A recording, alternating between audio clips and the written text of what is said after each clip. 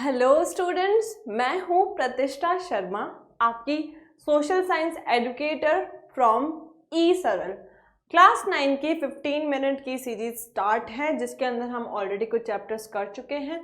आज हम एक नया चैप्टर करने जा रहे हैं जिसका नाम है people as resource. People as resource में हम क्या पढ़ेंगे कि लोग कैसे एक रिसोर्स में कन्वर्ट हो सकते हैं। अब रिसोर्स क्या होते हैं? जो काम आते हैं। कैसे काम आते हैं उनको हम कन्वर्ट करते हैं, तब वो रिसोर्स बन जाते हैं और वो डेवलपमेंट में कहीं ना कहीं हमारी मदद करते हैं। ठीक है, वो रिसोर्स होते हैं। लेकिन जब हम पीपल एज रिसोर्स के बारे में बात करेंगे तो हम इसमें समझेंगे कि लोगों को हम कैसे in the form of resource use कर सकते हैं, किस तरह की वो एक्टिविटीज कर सकते हैं और किस तरीके से हम डेवलपमेंट में रोल प्ले कर सकते हैं। तो चलिए हम ये चैप्टर स्टार्ट करते हैं। अब हम समझ लेते हैं कि जो पॉपुलेशन है, जो लोग हैं, वो एक एसेट है हमारी कंट्री के लिए। वो लायबिलिटी नहीं है, वो एक बर्डन नहीं है। अगर लोगों को अच्छे से तैयार किया जाए, स्किल दी जाए, एजुकेशन दी जाए, तो वो कुछ ना कुछ डेवलपमेंट करेंगे ही सही। तो कैसे पॉपुलेशन को हम डेवलपमेंट करवा सकते हैं या पॉपुलेशन को किस तरीके से कन्वर्ट करके एक डेवलपमेंट प्रोसेस में ला सकते हैं, वो इस चैप्टर में हम समझेंगे। तो अब हम स्टार्ट करते हैं कि कैसे ह्यूमन कैपिटल को, लोग हैं उसको हम कैपिटल बोल रहे हैं क्योंकि हम उसको यूज कर सकते हैं। कैसे यूज कर सकते हैं? जब भी ह्यूमन कैपिटल को हम नॉलेज और स्किल उसमें डाल देंगे, उनको सिखा देंगे, तो उससे क्या होगा? प्रोडक्शन होगा। और जब प्रोडक्शन होगा तो वो ह्यूमन कैपिटल बन जाएगी। ये होती है हमारी ह्यूमन कैपिटल की डेफिनेशन। अब हम समझते हैं कि ह्यूमन कैपिटल को कैसे जनरेट किया जाएगा, कैसे उसको इम्प्रूव किया जाएगा। तो उसके दो फैक्टर आते हैं। पहला आता है एजुकेशन। जब लोग पढ़े लिखे होंगे तभी तो वो अपनी नॉलेज पोर आउट करके कुछ प्रोडक्शन कर सकते हैं। दूसरा आता है हेल्थ। अगर हमारे पास अच्छी हेल्थ केयर फैसिलिटी होगी, लोग हेल्दी होंगे, तभी तो वो कुछ काम कर पाएंगे। तो हम समझते हैं कि कैसे ह्यूमन कैपिटल को ह्यूमन रिसोर्स में कन्वर्ट कर सकते हैं, या फिर हम ये बोले कि ह्यूमन रिसोर्स को कैसे हम ह्यूमन कैपिटल में कन्वर्ट कर सकते हैं। उसके लिए ज़रूरी है education and health care facilities. आगे चलते हैं हम, जिसमें हम देखेंगे इकोनॉमिक एक्टिविटीज़ क्या होती हैं। इकोनॉमिक एक्टिविटीज़ वो होती हैं जिससे हमें पैसा मिलता है, जिससे हमारा मनी रिलेटेड इंक्रीमेंट होता है। इसको 3 सेक्टर में डिवाइड किया गया है। पहला प्राइमरी, दूसरा सेकेंडरी, तीसरा टर्शरी। प्राइमरी सेक्टर वो होते हैं जो कि फर्स्ट बेस होता है, जिसके अंदर एग्रीकल्चर या फार्मिंग एक्टिविटी आती है, या फिर हम ये बोलें जिसके से हमें रॉ मटेरियल मिलता है। वो रॉ मटेरियल व्हीट हो या वो रॉ मटेरियल कॉटन हो, वो कुछ भी हो सकता है। तो first sector is primary. Second आता है सेकेंडरी सेक्टर। इसके अंदर जितना भी मैन्युफैक्चरिंग और कंस्ट्रक्शन आता है वो सेकेंडरी सेक्टर में आता है। फर्स्ट प्राइमरी सेक्टर से जो रॉ मटेरियल मिलता है वो हमें सेकेंडरी सेक्टर में उसका यूज करके हम प्रोडक्शन कर सकते हैं। जैसे कॉटन रॉ मटेरियल मिला, उससे हमने सेकेंडरी सेक्टर में मैन्युफैक्चर करके कॉटन का कपड़ा बना लिया। तीसरा सेक्टर आता है टर्शरी सेक्टर। जितने भी आज मॉडर्न डे के सेक्टर हैं, सर्विस सेक्टर है, वो सब टर्शरी में आ जाते हैं। फिर वो भले ट्रांसपोर्ट हो, बैंकिंग हो, डॉक्टर्स का प्रोफेशन हो, या कुछ भी आज से रिलेटेड, टेक्नोलॉजी से रिलेटेड जो भी चीज़ें आती हैं वो सब टर्शरी सेक्टर में इन्वॉल्व होती हैं।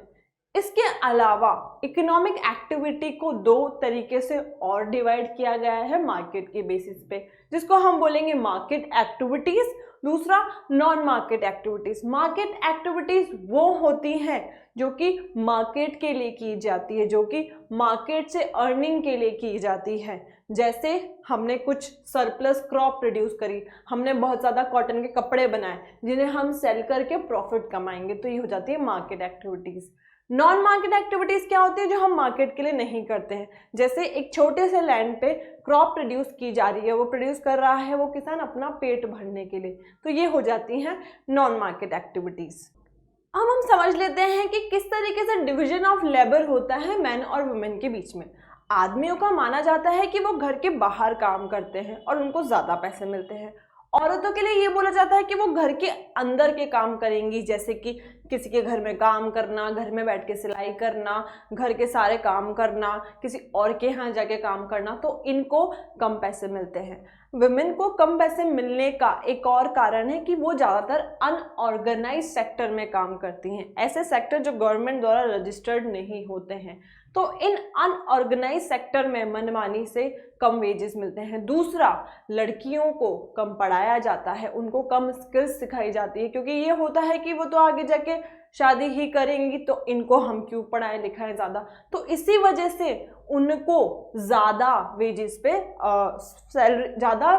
पे जॉब्स नहीं मिलती हैं और इसीलिए वो अनऑर्गेनाइज सेक्टर में काम करने को मजबूर हो जाती हैं। लेकिन टाइम के साथ ये लोगों ने सीखा है एंड देखा है कि अगर वुमेन को भी पढ़ाया जाएगा, नॉलेज दी जाएगी, एजुकेशन दी जाएगी, हेल्थ केयर फैसिलिटी दी जाएगी एंड स्किल्स सिखाई जाएगी, तो वो भी हमारे देश की ओवरऑल डेवलपमेंट में योगदान दे सकती हैं और उनकी वजह से भी हमारी इकोनॉमी इम्प्रूव हो सकती है। अब चलते हैं हम क्वालिटी ऑफ पॉपुलेशन पे। हमारे यहाँ की पॉपुलेशन की क्वालिटी कैसे इम्प्रूव हो सकती है, उसके लिए हम दो फैक्टर्स पे चलते हैं। पहला आता है लिटरेसी रेट, दूसरा आता है health care facilities. Literacy rate क्या होता है कि कितने लोग हैं जो पढ़े लिखे हैं, वो लिटरेसी रेट हो जाती है। तो अगर हम एक डेटा देखें इंडिया का, तो 1958 में हमारी लिटरेसी रेट बहुत कम थी, 18%। 1994 तक आती आती ये लिटरेसी रेट 56% होगी एंड 2022 तक आती आती ये लिटरेसी रेट 70% हो चुकी है। मतलब लिटरेसी रेट में बढ़ोतरी तो हुई है। अगर लिटरेसी रेट अच्छी होगी तो डेवलपमेंट भी अच्छी होगी। तो गवर्नमेंट ने क्या एफर्ट्स किए हैं हमारी लिटरेसी रेट को इम्प्रूव करने के लिए, वो हम जान लेते हैं। पहला चीज़ जो गवर्नमेंट ने की है वो है सर्व शिक्षा अभियान इंट्रोड्यूस करवा के। इसमें गवर्नमेंट ने 6 से लेके 14 ईयर्स तक के बच्चों के लिए एजुकेशन फ्री कंपलसरी कर दी है कि आपको मुफ्त में एजुकेशन मिलेगी एंड आप आइए और पढ़िए, एंड ये मैंडेटरी भी है, बच्चों को पढ़ना उनका राइट है ये। सेकेंड, उन्होंने mid day meal scheme introduce करी। गवर्नमेंट ने ये इंट्रोड्यूस करी ताकि बच्चे स्कूल में पढ़ने आए खाने के लिए, और जो अंडर नरिश बच्चे हैं उनको खाना मिलेगा तो उनका नरिशमेंट भी इम्प्रूव होगा। थर्ड चीज़ करी थी हमारी गवर्नमेंट ने, यूनिवर्सिटीज़ एंड कॉलेज ओपन करे कि छोटे बच्चों की पढ़ाई के साथ साथ बड़े बच्चों की पढ़ाई पे भी ज़्यादा ध्यान देंगे ताकि वो अच्छे से जॉब कर पाए और उससे डेवलपमेंट हो पाए। फोर्थ चीज़ जो गवर्नमेंट ने करी वो थी नवोदय विद्यालय खुलवाकर, जिसमें बच्चों को क्वालिटी एजुकेशन दी जाती थी। फिफ्थ चीज़ जो गवर्नमेंट ने करी थी कि वो एजुकेशन के ऊपर एक्सपेंडिचर बढ़ा दिया था। जीडीपी की वैल्यू का अब गवर्नमेंट ज़्यादा इन्वेस्ट करने लगी है एजुकेशन पे, और इन सब स्कीम की बदौलत हमारी जो लिटरेसी रेट है कंट्री की वो बढ़ी है और भी एफर्ट्स कर रही है गवर्नमेंट, जिससे कि लिटरेसी रेट फ्यूचर में और भी इम्प्रूव हो पाए। अब हम कुछ फैक्ट्स देख लेते हैं लिटरेसी रेट के बारे में। पहला फैक्ट है कि मेल की लिटरेसी रेट ज़्यादा होती है हमारे यहाँ पे फीमेल के कंपैरिजन में। अब हम बात करें अर्बन और रूरल की, तो अर्बन जो सिटीज़ है वहाँ पे भी लोग ज़्यादा पढ़े लिखे होते हैं रूरल एरिया के कंपैरिजन में। अगर हम चलते हैं स्टेट की बात पे, तो केरला में लिटरेसी रेट है अप्रॉक्स 95%, और बिहार की बात करें तो वहाँ पर है लोवेस्ट जो कि है 17%। अब हम देख लेते हैं कि गवर्नमेंट ने क्या एफर्ट किए हैं हेल्थ केयर फैसिलिटी को इम्प्रूव करने के लिए। पहला, गवर्नमेंट ने बहुत सारे हॉस्पिटल्स एंड डिस्पेंसरी खुलवा दिए हैं जहाँ पे आप जाएं और आपका या तो फ्री में या फिर बहुत ही कम रेट में इलाज पॉसिबल होता है। दूसरा, गवर्नमेंट ने गवर्नमेंट हॉस्पिटल जो खुलवाए थे उसके अंदर डॉक्टर्स एंड बेड्स बढ़वा दिए हैं कि अगर मरीज आते हैं तो उनको बेड मिले, डॉक्टर्स के अच्छे से फैसिलिटी मिले। थर्ड, गवर्नमेंट ने बहुत जगहों पर कैंपेन लगाती है एंड फ्री चेकअप करवाती है, भले वो आंखों का हो या भले ही किसी भी डिजीज का हो। इन सारे एफर्ट्स की वजह से हमारे यहाँ की हेल्थ केयर फैसिलिटी इम्प्रूव हुई है। और जो सबसे अच्छा गवर्नमेंट ने चेंज किया है वो था हमारे यहाँ पे बहुत सारे मेडिकल कॉलेजेस खुलवाकर। उसमें क्या होता है कि बच्चों को एडमिशन मिलता है, उसमें से बच्चे डॉक्टर्स बनते हैं, उनको प्रैक्टिस के लिए एक प्लेटफॉर्म मिलता है एंड फिर आगे जाके वो डॉक्टर बन के ऐसे ही गाँवों में जो गवर्नमेंट हॉस्पिटल ओपन करते हैं वहाँ पे अपना कंट्रीब्यूट करते हैं। तो क्या इससे लाइफ इम्प्रूव हुई है? हाँ, बिल्कुल हुई है। लाइफ एक्सपेक्टेंसी में बढ़ोतरी हो गई। लाइफ एक्सपेक्टेंसी क्या होता है कि जब लोग पहले कम एज में डिजीजेस की वजह से उनकी डेथ हो रही थी, आज वो डेथ का रेशियो कम हो चुका है, लोगों की लाइफ की एज बढ़ चुकी है। अगर हम बात करें 1947 की, तो तब लोगों की लाइफ एक्सपेक्टेंसी रेट थी 32 ईयर्स, मतलब लोग 32-35 साल तक निकल लेते थे। वो आकर 2020 पे हो चुकी है आपकी 70 ईयर्स, मतलब अब लोग 70-80 सालों तक आराम से जी जाते हैं। मतलब गवर्नमेंट के एफर्ट्स वेस्ट नहीं गए, हमारे यहाँ पे लोगों को फायदा हो ही रहा है इससे। नेक्स्ट टॉपिक है हमारा अनएम्प्लॉयमेंट। अनएम्प्लॉयमेंट क्या होती है पहले वो जान लेते हैं। जब लोग काम करने की उम्र में होते हैं, वो उम्र क्या होती है? 15 से 59 ईयर्स। इस उम्र के लोग जो काम करने की स्थिति में होते हैं, उनके पास पावर होती है, उनके पास नॉलेज होती है, उनके पास स्किल होती है, वो काम करना भी चाहते हैं पर उनके पास काम नहीं होता। इसी को हम बोलते हैं अनएम्प्लॉयमेंट। अनएम्प्लॉयमेंट होती है 3 तरीके की। इसके टाइप्स हैं सीजनल अनएम्प्लॉयमेंट, डिस्गाइज अनएम्प्लॉयमेंट और लास्ट होता है एजुकेटेड अनएम्प्लॉयमेंट। सीजनल अनएम्प्लॉयमेंट क्या होती है? जिसमें लोग साल के कुछ सीजन में एम्प्लॉयमेंट उनके पास नहीं होती है। जैसे मूंगफली बेचने वालों के पास तब काम होगा जब मूंगफली का सीजन आएगा। गन्ने के जूस वालों के पास काम कब होगा? जब गन्ने के जूस का सीजन आएगा। जब खेती चल रही होगी तो उसके अंदर जब क्रॉप ग्रो कर रही होगी, उस टाइम पे क्या काम होगा? वो खेत में खेती को बढ़ते हुए तो देखेंगे नहीं, तो तभी भी उनके पास काम नहीं होगा। इस तरह के अनएम्प्लॉयमेंट को कहते हैं हम सीजनल अनएम्प्लॉयमेंट, जब साल के कुछ सीजन में उन लोगों के पास काम नहीं होता। दूसरा आता है डिस्गाइज अनएम्प्लॉयमेंट। इसकी डेफिनेशन है कि people seem to be unemployed but they are not actually employed, मतलब वो दिख रहे हैं काम करते हुए पर वो एक्चुअली काम नहीं कर रहे हैं। जैसे एक खेत पर, छोटे से खेत पर 6 लोग काम कर रहे हैं, अगर उन 6 लोगों में से हम 2 लोग हटा भी देना तो उस खेत की प्रोडक्शन पे कोई फर्क नहीं पड़ेगा, उसके खेत के काम पे कोई फर्क नहीं पड़ेगा।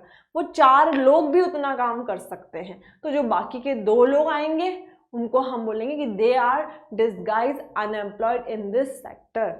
तीसरा आता है एडुकेटेड अनएम्प्लॉयड। इसमें क्या होता है? आपने बहुत अच्छे से पढ़ाई कर ली, ग्रेजुएशन कर ली, डिग्री ले ली, स्किल होगी, लेकिन आपके पास जॉब नहीं है। ठीक है, पढ़े लिखे होने के बाद भी जॉब नहीं होना, ये आ जाता है एडुकेटेड अनएम्प्लॉयड में। अब हम देखते हैं कि क्या इफेक्ट पड़ा है इस अनएम्प्लॉयमेंट से सभी चीज़ों पे, स्पेशली लोगों पे। जो लोग होते हैं जिनके पास एम्प्लॉयमेंट नहीं होती, तो हम बोलेंगे कि वेस्टेज ऑफ मैन पावर है।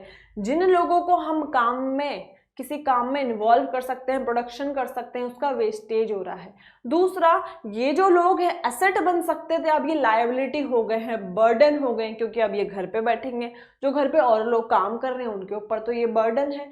अब ये पर्सन काम करके एसेट बन सकता था, हमारे लिए फायदा दे सकता था, बट अब ये लायबिलिटी बन के बैठा हुआ है। तीसरा, जब लोगों के पास काम नहीं होगा तो वो होपलेस हो जाएंगे, डिप्रेस हो जाएंगे कि इतनी मेहनत के बाद, इतनी पढ़ने के बाद भी हमारे पास जॉब नहीं, हमने क्या किया लाइफ में।